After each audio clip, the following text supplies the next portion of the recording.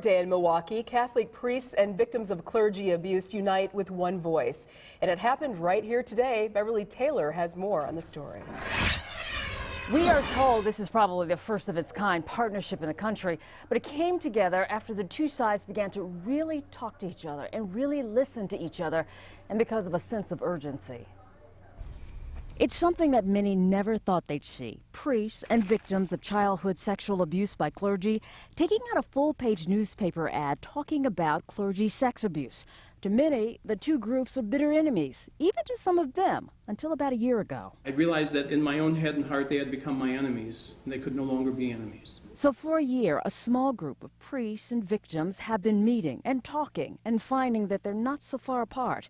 Their primary message right now urges victims of abuse to meet the deadline for filing a case for restitution through the Milwaukee Archdiocese bankruptcy process. After that February 1st bar date, it may be likely that there will never be an opportunity for restitution through the legal system in some way for victims in this archdiocese. So the group is also offering resources, helping them to get access to what has happened, to get the truth out, and to let that truth begin in whatever ways to begin that process of healing. Peter Isley with the Survivors Network of Those Abused by Priests, or SNAP, says those most affected by the sexual abuse have been, of course, the victims and their families, but also priests of integrity. have really deeply affected their struggle to bring the message of the gospel to their community.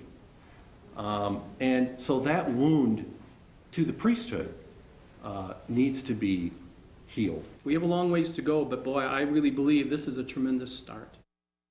The small core group of priests and survivors are hoping their group will expand and the dialogue will continue, as well as the demand for truth. We're told Archbishop Listecki knows about the group, but has neither encouraged or discouraged it. Live in the newsroom, Beverly Taylor, Fox 6 News. Bev, thank you. The latest now on the Hone